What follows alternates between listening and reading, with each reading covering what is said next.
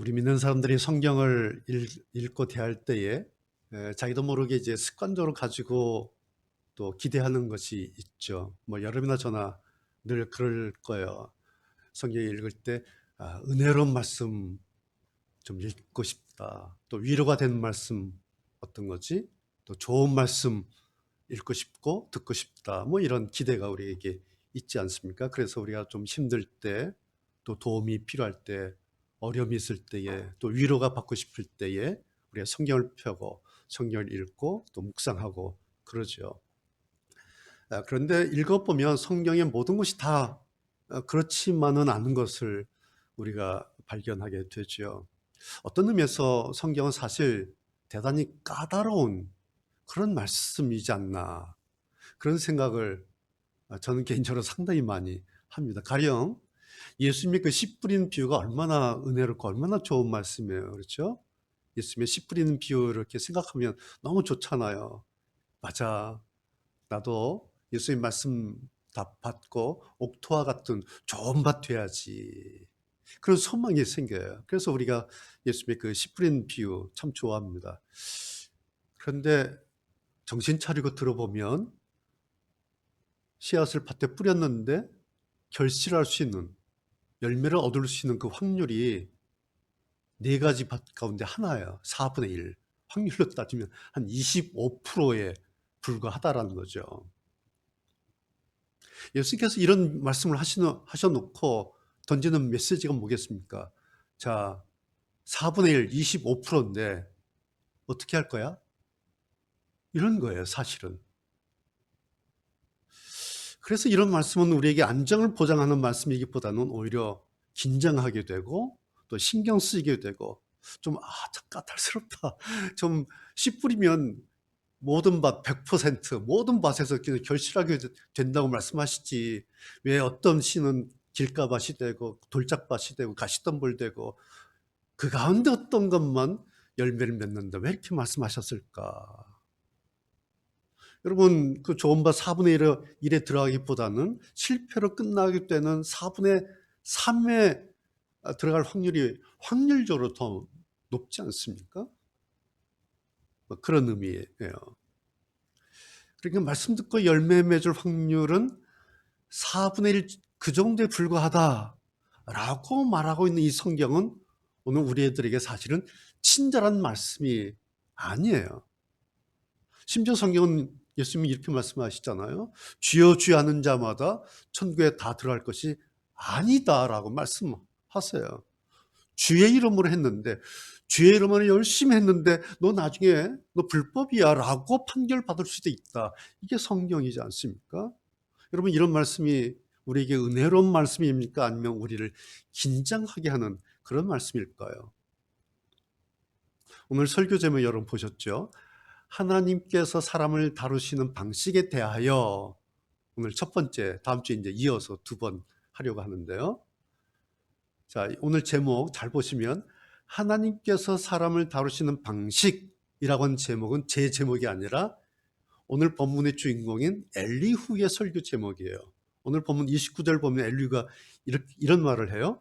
하나님께서 자주 사람들을 이렇게 다루시지요. 33장에서 설교 이제 쭉 이야기해 놓고 맨 마지막에 그러니까 하나님께서 사람들을 이렇게 다루십니다. 그래서 이제 제목을 제가 정리만 한 겁니다. 하나님께서 사람을 다루시는 방식. 아마 엘리후가 설교 제목을 붙였으면 이렇게 붙이지 않았을까 싶어요. 그리고 오늘부터 이제 37장까지 엘리후의 4편의 설교를 우리가 듣고 보게 될 것입니다. 그런 점에서 저는 이제 엘리후의 설교를 다시 설교하는 그런 셈이 되는 겁니다. 오늘 첫 번째 시간이어서 이제 설교자 엘리후에 대해서 잠깐 소개를 해드리려고 합니다. 흔히들 네 번째 사람은 이 엘리후를 중재자다, 중재하는 사람이다 이렇게 봅니다. 그래서 엘리후가 이제 세 친구들과 욥이 논쟁이 끝난 다음에 이제 중재자로 나서서 이제 이야기를 하기 시작했다. 중재 역할을 한 사람이다.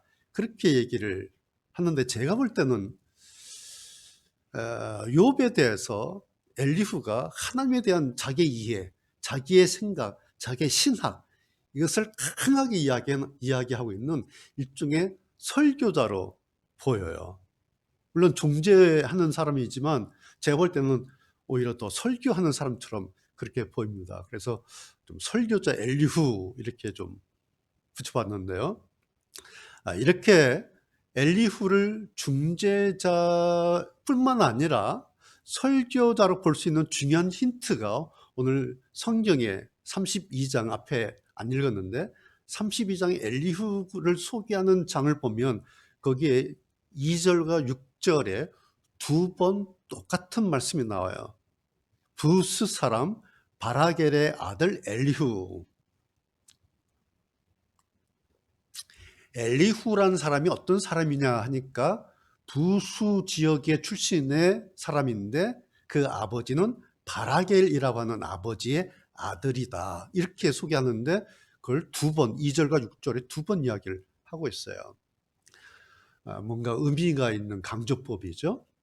자, 엘리후라고 하는 이름의 그 뜻이 그는 나의 하나님이시다. 뭐 이런 뜻이에요. 그 다음에 아버지 바라겔 이란 그 아버지 이름의 뜻이 하나님이 축복하셨다. 이런 뜻이에요. 그러니까 하나님이 축복하셨다는 뜻을 가진 그 아버지와 그는 나의 하나님이라는 뜻을 가진 그 아들 엘리후 보면은 이 엘리후가 아버지의 그 하나님 신앙을 계승했구나라고 미루어 짐작할 수가 있겠죠. 또 한 가지 단서, 그 부스라고 하는 지역 이름이에요. 부스라고 하는 지역은 아브라함의 후손들이 거주했던 지역으로 알려져 있습니다. 그리고 바로 엘리후가 이 지역 출신이라는 거예요. 자, 욥이 거주했던 땅 이름 혹시 기억하십니까? 1장 처음에 나오죠. 우스 땅이라고 나오죠. 우스. 그러니까 욥은 우스라고 하는 곳에 거주했던 사람이고 엘리후는 부스라고 하는 땅에 거주했던 사람이에요. 그런데 재밌는 건 뭐냐니까 우스는 부스의 형이에요. 자, 그러니까 결과적으로 엘리후와 욥은 혈연적으로 관계가 있는 밀접한 관계를 가진 그 집안 사람인 것을 볼 수가 있고 그 집안의 내력이 여호와 신앙을 가진 그런 집안이겠구나 라고 이제 볼 수가 있죠. 뭐 엘리후나 욥의 신앙을 보면 충분히 그들의 신앙의 그 배경을 또 확인할 수가 있죠. 이런 집안 출신의 이제 젊은이에요. 이제 앞에서 연장자 세 어른들 이야기한 것을 곁에서 엘리후가 들은 거죠. 이렇게 들어보니까 좀 불만스러운 거예요. 왜냐니까 욥을 보니까 하나님보다 자기가 더 의롭다고 자꾸 이야기하는 거예요. 그래서 이제 그 하나 잡힌 거예요. 엘리후 마음에. 또 새 친구들 그 어른들 이야기하는 것 들어보니까 욥이 말을 하는데 제대로 답변을 하지 못하는 거니까 얼마나 답답했겠어요. 나이는 많은 사람들이 어떻게 저렇게 반박하지 못하고 논증하지 못하는가. 아마 이 젊은 친구가 많이 답답했나 봐요. 그래서 이제 자기 순서가 오니까 이제 등장한 거죠. 그러면서 엘리후가 자기를 소개하는데 오늘 4절에 보면 이렇게 소개를 합니다. 하나님의 영께서 나를 만드셨고 전능자의 호흡이 나에게 생명을 주셨다. 저는 이것을 이제 엘리후가 이제 설교자로서 자기를 소개한 것이다. 이렇게 이제 보이는 거예요. 하나님께서 내가 그냥 이야기 공부해서 이야기 들어서 뭐 들은 풍월로 이야기하는 것이 아니라 하나님의 영께서 나를 만드셨고 전능자의 호흡이 나에게 생명을 주셨는데 나는 그런 사람입니다. 이제부터 내가 그런 이야기를 하겠습니다. 라고 하면서 3절에 설교자로서의 자기 자세는 이렇다라고 이야기를 해요. 여러분 보시면 3절 나는 양심대로 말할 것이고 그리고 내 혀는 항상 진실말을 말합니다. 이제 33장부터 37장까지 엘리후의 설교를 쭉 읽어보면요. 굉장히 뜨거워요. 그리고 굉장히 강력해요. 마치 선지자와 같은 사명감에 막 들끓고 있어요. 그 선지자와 같은 사명감으로 엘리후가 나는 이제부터 당신들이 이야기했던 그 하나님을 내가 변호할 거야. 라고 이제 등장하는 거죠.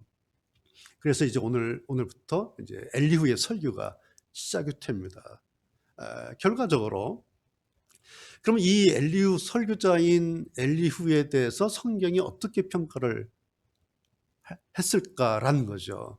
우리가 잘 아는 것처럼 욥과 세 친구들 최종적으로 질책을 받았죠. 잘못됐다고, 틀렸다고.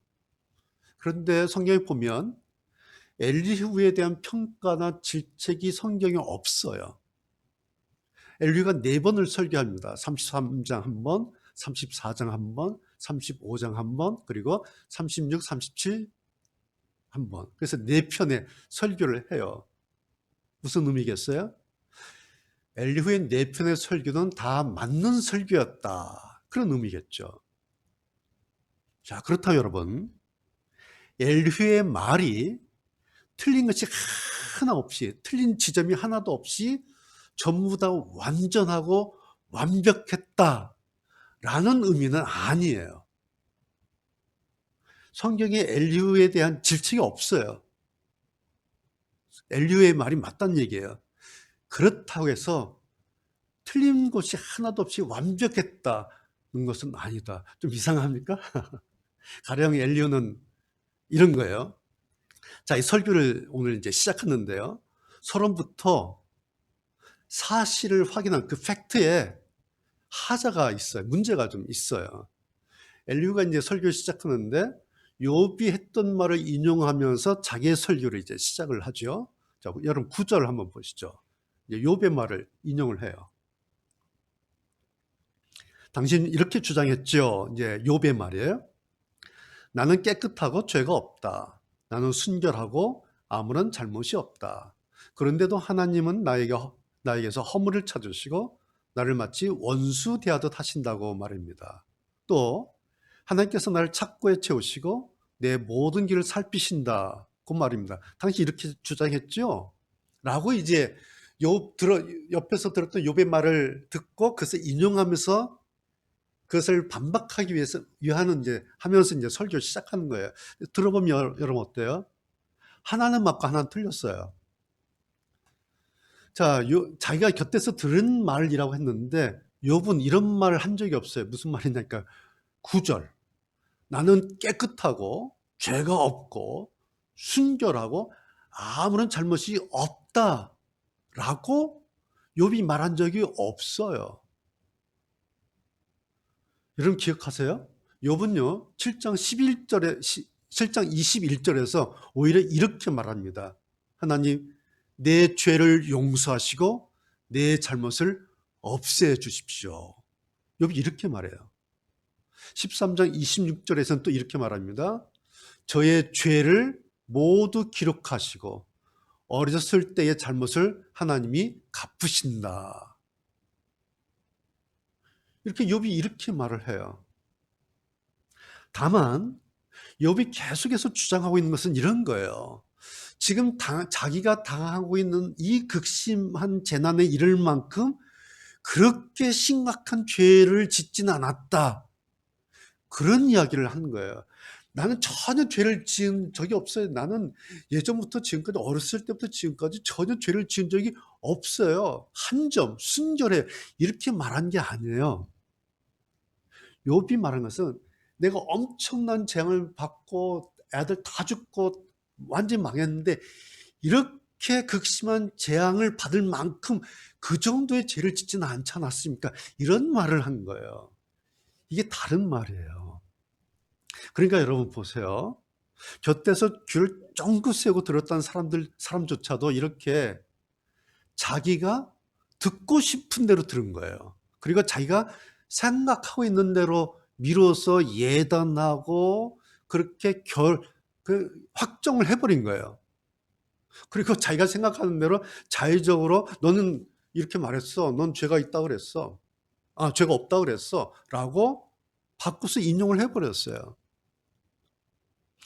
여러분 만약에요. 오늘 이 말씀이 그 엘리후의 설교가 아니라 만약에 석사학위나 박사학위 논문이었다면 오늘 이 내용이 학위 논문이었다면 바로 이 부분 그러니까 서론이죠. 이 논문은요. 서론 심사에서 이미 탈락하는 겁니다. 팩트가 잘못됐어요. 이거는 본래 읽어볼 필요도 없어요. 집어 던져요. 탈락이에요. 논문이었다면. 자, 다시 말씀드리자면 새 친구들처럼 나중에 질책이 없었다고 해서 엘리후의 모든 말이 완전했다라는 의미는 아니다라는 하나의 증거입니다. 이제 다음 주에 나오겠지만 이런 일들이 몇 가지가 있어요. 제가 꼬투리를 잡으려고 하는 것이 아니라 무언가 의미가 있어서 이런 말씀을 좀 드리는 겁니다. 오늘 메시지의 의미예요, 이게. 자, 곁에서 어른들 치고받고 하는 거 다 들으면서 자기가 하나님 대변하겠다라고 나섰는데 보니까 사실 확인부터 이런 미스가 있었다라는 겁니다.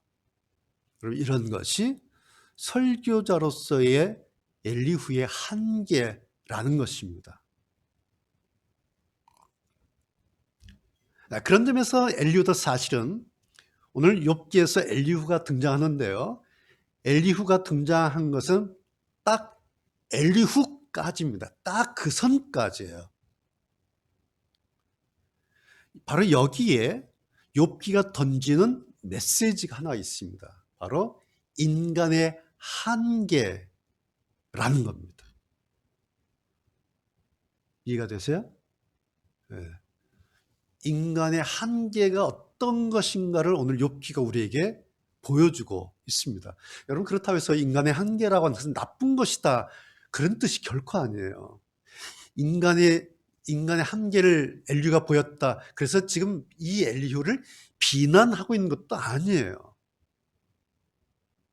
단지 인간에게는 어느 선까지, 이런 어느 선까지 한계가 있다.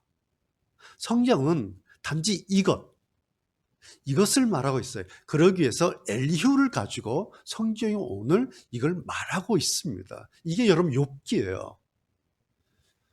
왜냐하면 여기에는 뭔가 이유가 있어서 그럽니다. 그냥 엘리후를 비난하고 누구를 비난하고 인간의 한계를 가지고 있는 인간은 어떻다, 이런 얘기가 아니라 뭔가 다른 이유가 있어요. 여러분 생각해 보세요. 만약에 엘리후가 네 편의 설교를 했어요. 질책이 없어요. 그래서 엘리후의 설교는 완벽한 설교였고, 그리고 욥기를 마감하는 최종적인 설교였다. 왜? 완벽한 설교니까. 라고 했다면 여러분 굳이 38장부터 하나님께서 등장하실 필요가 없죠. 예. 엘리후로 욥기는 끝나는 겁니다. 그런데 욥기는 38장부터 42장까지의 하나님의 말씀이 있어야 끝이 납니다.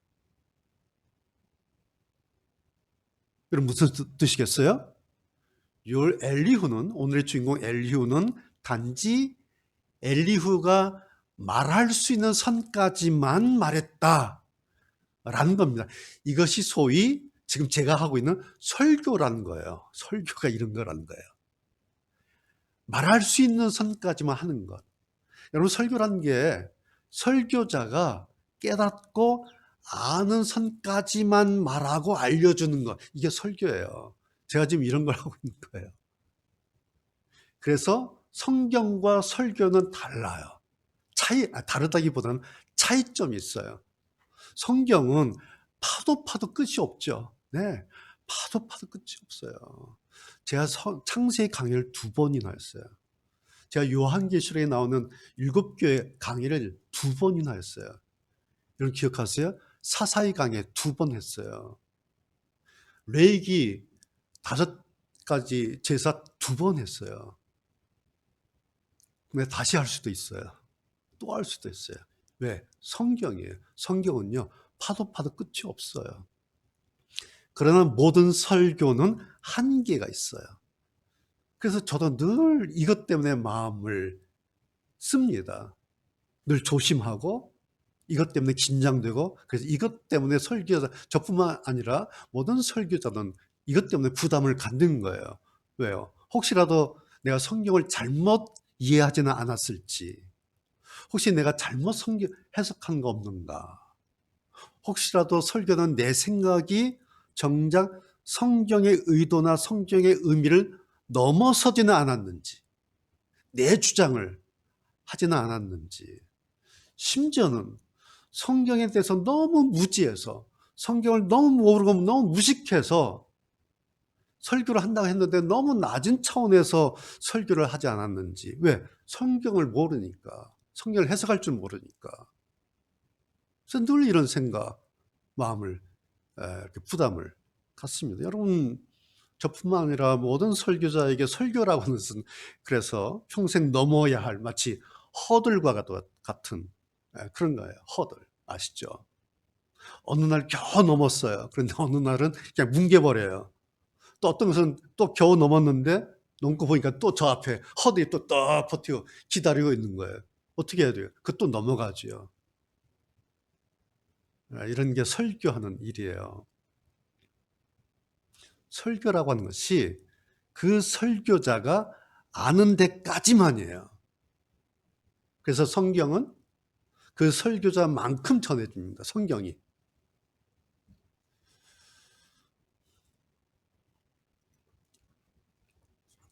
이것이 오늘 설교자 엘리후가 가지고 있는 한계점이에요. 나쁜 것이 아니라 그냥 뭐 어떻게 보면 당연한 것이고요. 뭐 일반적인 얘기예요. 자, 그런데요. 설교자로서 엘리후가 가진 최대 약점이 하나 있어요. 그리고 현실적인 문제가 하나가 있어요. 자, 엘리후가요.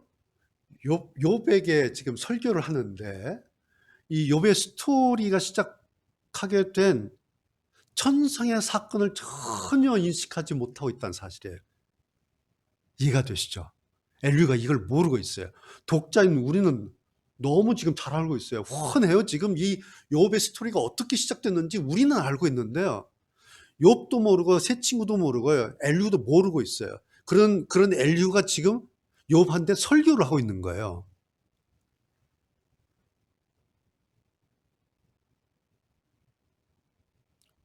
하나님의 차원에서 천상, 하나님의 차원에서 욥의 이 일이 시작되었다라는 것을 모르고 설교하고 있다는 얘기예요.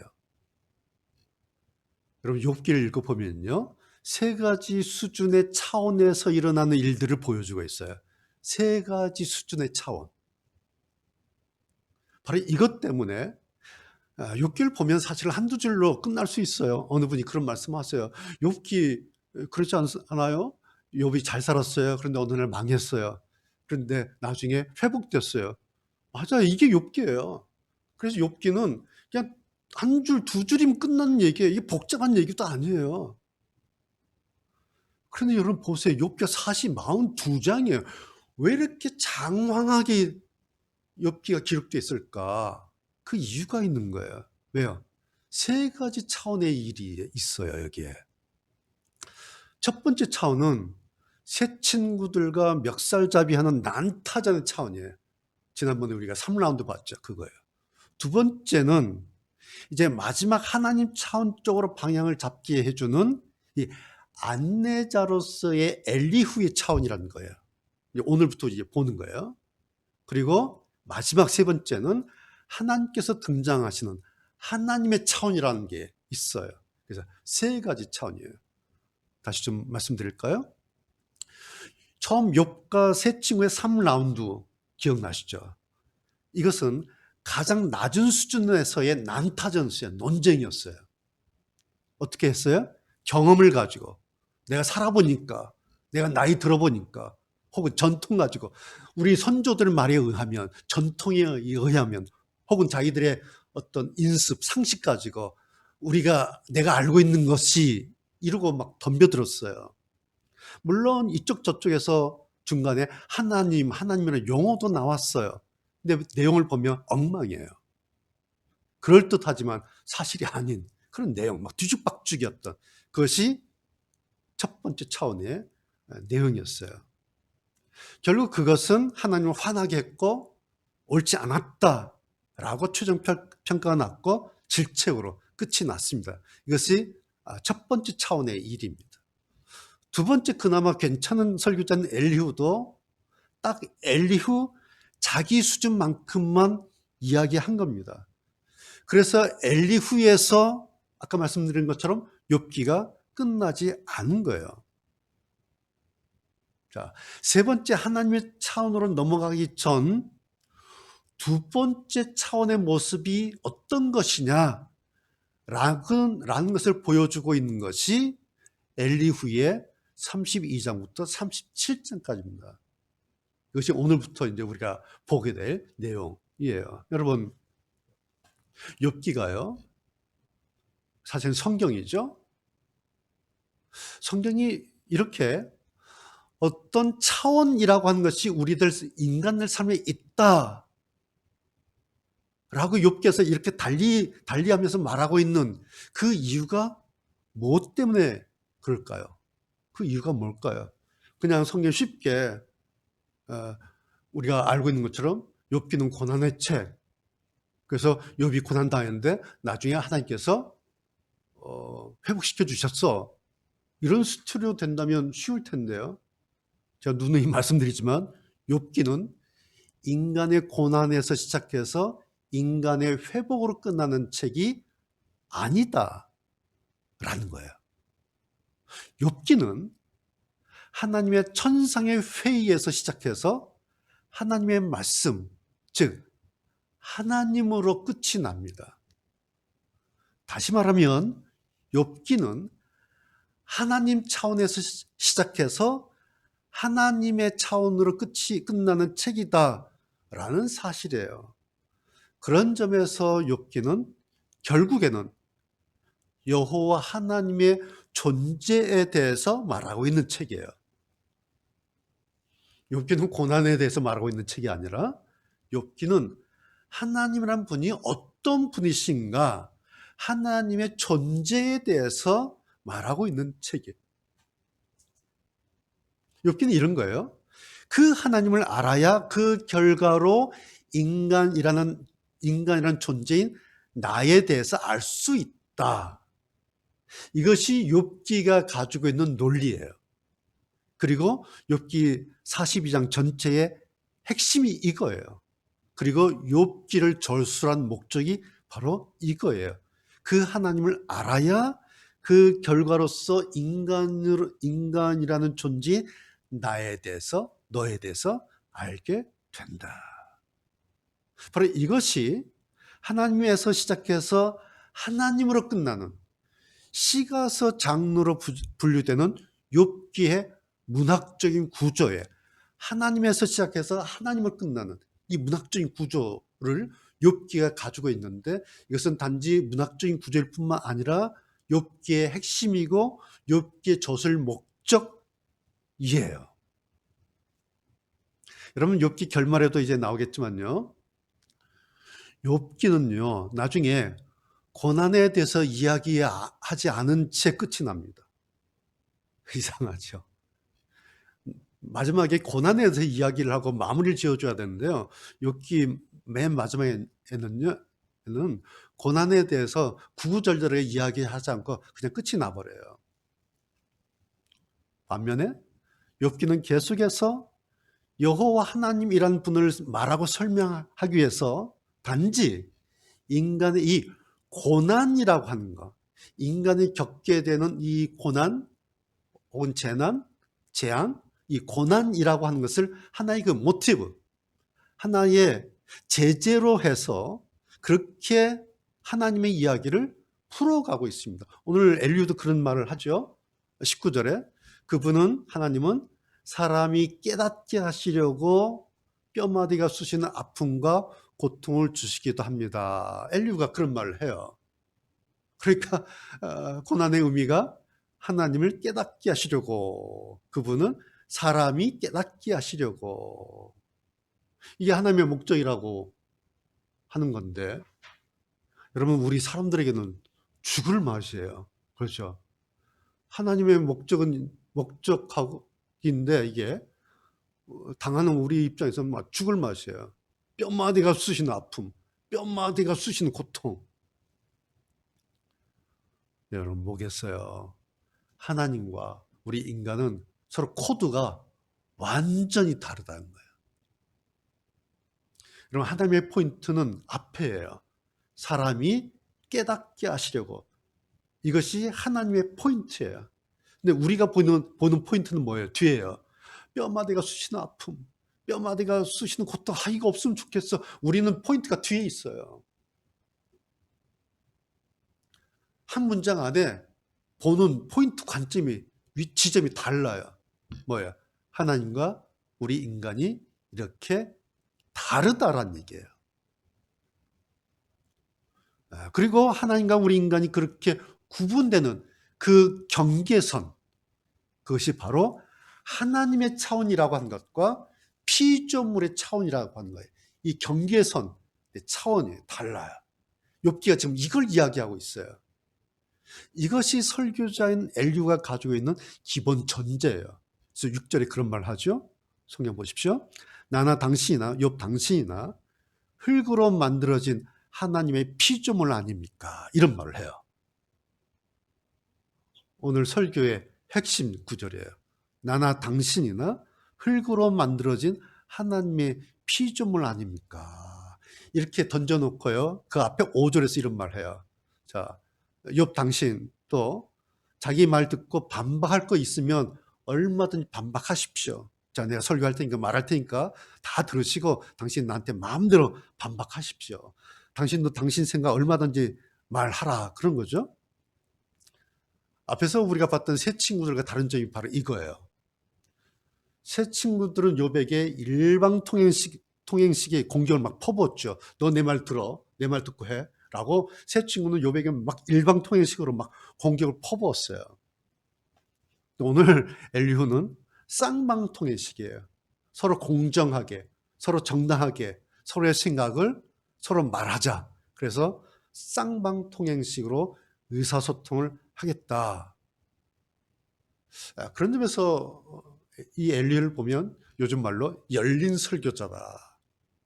막 강제적으로 주입하고 억지로 내 말 들어 뭐 그런 게 아니라 이야기해보라고, 반박해보라고, 좀 열린 설교자 그런 모습을 엘리후에게서 좀 볼 수가 있죠. 여러분, 엘리후가 왜 이런 태도의 설교자일까라는 거예요. 이유가 있어요. 사람으로서는 더 이상 올라갈 수 없는 분명한 전제를 가지고 있기 때문에 그래요. 뭐예요? 우리는 하나님의 피조물이다. 엘리후의 설교는 여기서부터 시작돼요. 엘리후의 사상은 여기서부터 시작되어 있어요. 이것이 엘리후의 기본 전제예요. 그래서 5절에서 뭐라고 이야기합니까? 당신이나 나나 똑같습니다. 당신도 나도 하나님의 피조물입니다. 그래서 내가 당신을 두렵게 할 수 없어요. 그래서 내 손으로 당신을 누를 수 없어요. 왜? 당신이나 나나 똑같은 하나님의 피조물이기 때문에. 자, 이런 전제를 가지고 지금부터 제가 아는 하나님에 대해서 이야기하겠습니다. 그러니까 당신도 잘 들으시고 혹시 뭐 다른 생각 있으면 저에게 마음껏 반박하십시오. 라고 다 열어줘요. 여러분, 우리도 서로 어떤 기본 전제가 이러면 어떤 대화도 시작할 수 있지 않습니까? 그리고 어떻게 반박을 해도 결국엔 서로 소통할 수 있죠. 왜? 기본 전제가 분명하면, 기본 전제에 뭐 합의가 된다면. 그런데 나중에 이제 엘리후의 설교를 다 보면요, 37장까지 결과적으로 나중에 욥이 한마디 반박하는 말이 없어요. 그냥 엘리후가 설교 4편 하고 끝이 납니다. 37장까지 없어요. 그러니까 왜 그렇겠어요? 엘리 설교 듣고 새 친구들하고 했던 것처럼 서로 치고받고 할 일이 없는 거예요. 여러분, 앞에서 욥과 세 사람이 전혀 하지 않았던 말을 오늘 엘리후가 한마디 툭 던진 겁니다. 우리는, 당신이나 나나 우리는 하나님의 피조물입니다.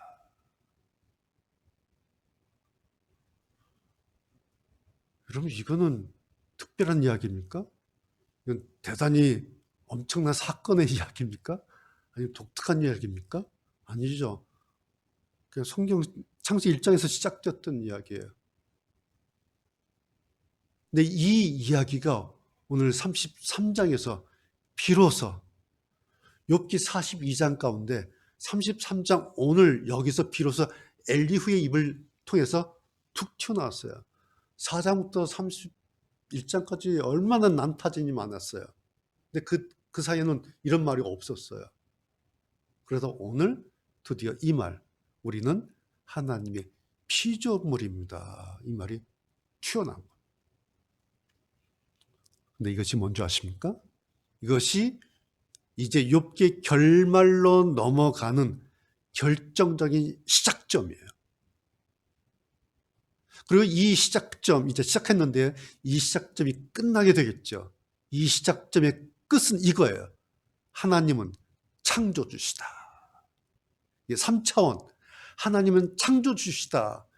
이 선언으로 넘어가는 시작점이 오늘 엘리후의 입에서 나온 이 말이에요. 우리는 하나님의 피조물이다. 이 세 번째 차원의 시작점, 시작이 드디어 오늘 두 번째 차원의 주인공 엘리후에게서 이렇게 시작이 되었다라는 사실입니다. 여러분, 이게 욥기예요. 아시겠습니까? 예. 오늘 여기까지 하겠습니다. 오늘은 이제 설교자 엘리후에 대해서 말씀을 드렸고, 다음 주에 이어서 엘리후가 어떤 내용을 가지고 설교했는지, 하나님께서 사람을 다루신 방식을 뭐라고 이야기했는지 다음 주에 이어서 살펴보도록 하겠습니다.